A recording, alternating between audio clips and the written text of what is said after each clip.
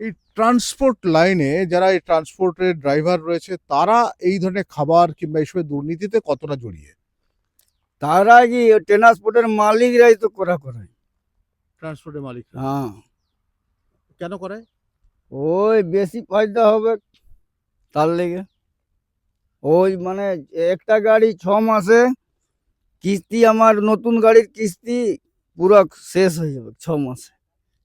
আচ্ছা, আর একটা জিনিস হচ্ছে আমরা দেখি যে হাইওয়েতে বিভিন্ন জায়গায় এরকম কাটছে, যে জায়গাগুলোতে এরকম কাটছে সেই জায়গাগুলোতে মূলত হচ্ছে আহ, মানে পুলিশ কিংবা সেখানকার কেউ জানে না। সব জানে। নমস্কার, আমি শঙ্কর রয়েছি আপনাদের সঙ্গে। রাস্তাঘাটে যখন দেখেন যে বিভিন্ন খাবারের জিনিস এক জায়গা থেকে আর এক জায়গায় মানে বিভিন্ন লরি কিংবা ট্রাকে করে চলে যায়, কখনো ট্যাঙ্কারে করে, সেখানে একটা কারসাজি হয়, যে কারসাজিতে খাবারের সঙ্গে মেশানো হয় বিভিন্ন ধরনের জিনিস, বিশেষ করে এডিবল তেল। এইরকম একজন আমি ড্রাইভারকে পেয়েছি দীর্ঘদিন ধরে, যিনি ড্রাইভিং করেছেন বিভিন্ন ট্যাঙ্কার থেকে, লরি থেকে আরম্ভ করে বিভিন্ন কিছুতে। তার কাছ থেকে অভিজ্ঞতা নেব, আর এই অভিজ্ঞতাটা প্রত্যেকটা কিন্তু আপনাদের খুব কাজে লাগবে, একটু মন দিয়ে শুনে রাখুন। বলছি, পিন্টু কাবরি, বলছি কতদিন আপনি ড্রাইভিং করেছেন? ও হয়ে গেল, আমি ছোটবেলা থেকেই খালাসি করেছি, প্রথমে হেল্পার করেছি, হেল্পার থেকে ড্রাইভার ছোটবেলা থেকে। কোথায় কোথায় করেছেন? আমি হলদিয়াতে করেছি, টাটায়।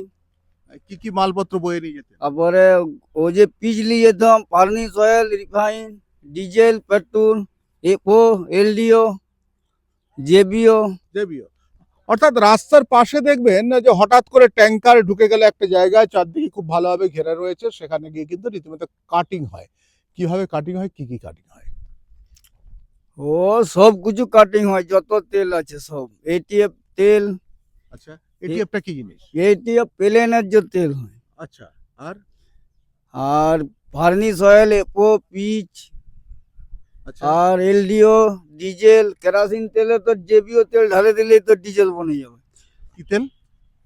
ও কেরাসিন তেলে জেবিও তেল যদি ঢালে দিন, 4000 লিটার 1 লিটার জেবিও তেল ঢালে দিলে ডিজেল বনে। বীজ বনবার আগে জেবিও তেল বেরায়, কাঁচড়া তেলটা।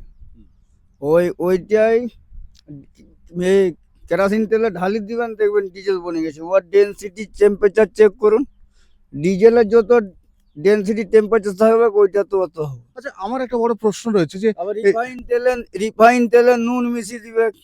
রিফাইন তেলে নুন? হ্যাঁ, তারপরে রিফাইন তেলে কেমিক্যাল ঢাললে সরিষার তেল বনে যাবে। কি কেমিক্যাল? কেমিক্যালের নামটা ঠিক জানি না। ঢালে? হ্যাঁ, কোথায় এটা? ও তো বজবজ দিকে পেয়ে যাবেন। বজবজে কোথায়? বজবজে আছে 2-3 জায়গায়। নাম মনে আছে কোথায় কোথায়? হ্যাঁ, গোদামগুলো আমার দেখা আছে। গোদামগুলো দেখা আছে? হুম। তা আপনি তো শুনলাম এর আগে নাকি এইসব ইনফরমেশন সরকারি বিভিন্ন জায়গায় দিয়েছিলেন। হ্যাঁ, আমি প্রাইম মিনিস্টার, পিএম অফিস, হ্যাঁ। ঝাড়খণ্ডের চিফ মিনিস্টার রঘুবর দাসকে 3-4 বার দিয়েছি, দ্রৌপদী মুর্মু রাজ্যপালকে भी দিয়েছি, কোনো ফায়দা হয়নি। আমার কাজ করেছিল সুজু রায়। ও না, সে তো ঝাড়খণ্ডে, পশ্চিমবাংলায়? পশ্চিমবাংলায় আমি নেতাগিরি কাউকে দিইনি, ওই ঝাড়খণ্ডে দিয়েছিলাম, আর সেন্ট্রাল তো নিয়ে। আপনি কি সারা ভারতবর্ষে এরকম লরি চালিয়ে বেড়ান? হ্যাঁ, এইটার মেন প্ল্যান হচ্ছে উত্তরপ্রদেশ থেকে। উত্তরপ্রদেশের ডিমাক এসে এখানে ঢুকেছে। আগে অনেকদিন আগে উত্তরপ্রদেশে হচ্ছে, ওইখানের বুদ্ধিটা এখানে তো কাইছে। উত্তরপ্রদেশ থেকে বুদ্ধি এখানে হ্যাঁ, এসেছে। হ্যাঁ। বলছি, এই যে সরষের তেল কিংবা রিফাইন তেল, এ তো এই মানুষ খায়, হুম। এতে মানে কি কি মেশানো হয়, কি কি তৈরি হয়, যদি একটু বলেন আমাকে, ভালো করে বুঝিয়ে বলুন, মানুষ কিন্তু দেখছে। ওই রিফাইন তেলে নুন মিশায়, সেটাই ওয়েট বাড়ে। তারপর রিফাইন তেলে কেমিক্যাল ঢালে দেয়। কি কেমিক্যাল? ও কেমিক্যালের নামটা আমি জানি না। রঙের কেমিক্যাল? কেমিক্যাল 2 রকমের পাওয়া যায়, একটা কালার হয়, একটা ঝাঁঝ। সরিষার তেলের যেরকম ঝাঁঝ হয় সেরকম 2 রকম কেমিক্যাল দেয়। দু রকম কেমিক্যাল? হ্যাঁ, আর রিফাইন তেলে কেমিক্যাল ঢালে দিলে সরিষার তেল হয়ে যায়। আচ্ছা, এই রিফাইন তেল যে এগুলো তো যখন লরি থেকে কেটে নেয়, সেগুলো তো ভজিয়ে দিতে হয় যেখানে যাচ্ছে। ভোজাবে কি নুন মিশিয়ে দেয়, তাদের ফুটবলের সিস্টেম আছে, পাইপ লাইনের সিস্টেম আছে। জোন ফ্যাক্টরিতে যেরকম যায় সেরকম সিস্টেম কিরকম থাকে। কারো পাইপ লাইনে, কেউ বাচ্চার চেম্বারে, ভিড়ে চেম্বার থাকে। আচ্ছা, মানে গাড়ির চেম্বারে। হ্যাঁ। বলছে নুন মেশায়? হ্যাঁ, কতবার তো নুন মিশিয়েছে, ধরা পড়েছে তো। কোথায় ধরা পড়েছে? ও ফ্যাক্টরিতে। মানে এখনো নুন মেশায় না? হ্যাঁ এখনো মিশে। নুন মেশালে কি হয়? নুন মিশালে ওয়েট বাড়ে। প্রথমে যেই তেলটা ওর থেকে কেটে নিয়ে চুরি করে নিল, আমি যেমন 4000 লিটার কাটিং করেছি, হ্যাঁ। 4000 লিটার মানে 4 টন, 4 টন নুন মিশান দিলে আমার মেকআপ হয়ে যাবে।